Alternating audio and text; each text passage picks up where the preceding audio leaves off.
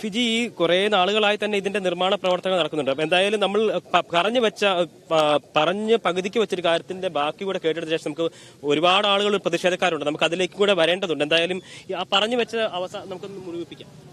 പറഞ്ഞു വെച്ചതെന്ന് പറഞ്ഞാൽ ഈ ഉയരപ്പാത വരുന്നത് കൊണ്ടോ വികസനം വന്നുകൊണ്ടോ ആർക്കും എതിരില്ല.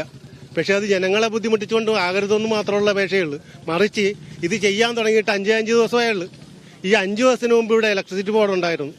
ആന്ധ്രയിൽ നിന്ന് വരണ്ട ഇലക്ട്രിസിറ്റിക്കാർ അരൂരുണ്ട്. അവർക്കിത് ചെയ്യാമായിരുന്നു. ഇപ്പൊ ഈ വെട്ടിപ്പൊളിക്കണത് അവർക്ക് അന്നേരം ചെയ്യാമായിരുന്നു. ഈ റോഡ് ശരിയാക്കിയതിന്റെ ശേഷം അവർ വന്നേച്ചും വെട്ടിപ്പൊളിക്കാൻ തുടങ്ങി. ഇനി അവിടം വെച്ച് പിന്നെയും പോവുകയാണ് ഈ കാണുന്നത്. വീണ്ടും ദുരിതത്തിലാകുകയാണ് ചെയ്ത്. ഈ ചെയ്ത പടി പാഴാകുകയാണ് ചെയ്ത്. അതുപോലെ തന്നെ കാണാൻ വരുന്ന കാര്യം ഞാൻ നേരത്തെ സൂചിപ്പിച്ചാണ്. വെള്ളത്തിട്ട് കോരിയിട്ടൊന്നുമില്ല. കാരണം വെള്ളത്തിട്ട് നെറ്റ് കൊണ്ട് കോരി എന്തോരം മണ്ണ് കിട്ടുമെന്ന് നമുക്കറിയാം. കൊച്ചു പിള്ളേർക്ക് പോലും പറയും. അതൊക്കെ കോരി തന്നെ വക്കെ വെച്ചിരിക്കണം. അടുത്ത മഴക്കത് താഴ്ത്താട്ട് വീണ്ടും വരും. ഒരു തുള്ളി വെള്ളം പോലെ പാലം വരെയുള്ള കാണേണ്ടത്. അത് ക്ലിയർ ആക്കാത്ത കാര്യത്തോളം കാര്യം ഇത് ആദ്യം ചെയ്യേണ്ട കാര്യമാണ്. ഇത് ആദ്യം അവർ ചെയ്യേണ്ട കാര്യമാണ്. ആദ്യം കേന്ദ്ര സർക്കാരാണെങ്കിലും കേരള സർക്കാരാണെങ്കിലും ഇതിന്റെ കോൺട്രാക്ടർമാരാണെങ്കിലും ആരാണെങ്കിലും അതുകൂടി ചെയ്തിട്ട് വേണമായിരുന്നു തുടങ്ങാൻ. തുടങ്ങിയതിന് ശേഷം ഈ അപ്പോച്ച് റോഡ് ശരിയാക്കിയിട്ട് വേണമായിരുന്നു ഇപ്പോൾ തുടങ്ങാൻ. അപ്പൊ ഈ ജനങ്ങൾക്ക് ബുദ്ധിമുട്ടില്ല. ഇന്നാളൊരു കുട്ടി വന്ന് വെള്ളത്തിൽ വീട്ടേ ഒരു 10-16 വയസ്സുള്ളത് ഫംഗ്ഷന് പോകാൻ വേണ്ടി വന്നാണ്.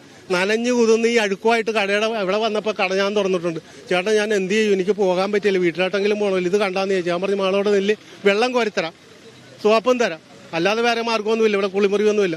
അതാ വെള്ളം കോരി കൊടുത്തോണ്ട് ബക്കറ്റിൽ വെള്ളം എടുത്തോണ്ട് വന്ന് കൊടുത്ത് ആ വെള്ളം മേത്തൊഴിച്ച് കഴുകിയേച്ചും ടാങ്ക് ഞാൻ പറഞ്ഞു ടാങ്ക് ഒന്നും പറയട്ടെ, ഇത്ര ചെയ്യാൻ ഉപകാരപ്പെട്ടെന്നും പറഞ്ഞ് അതിനെ പറഞ്ഞു വിടുകയാണ്. അപ്പൊ ഇത്രയും വലിയ കാര്യം ഉണ്ടായിട്ട് പോലും ഇവിടെ അധികാരികളോ ആരോ MLA-മാരോ MP-മാരോ ആരും ഇത് തിരിഞ്ഞു നോക്കാൻ പറ്റാത്ത ഒരു സങ്കടം കൊണ്ട് പറഞ്ഞു പോയതാണ്.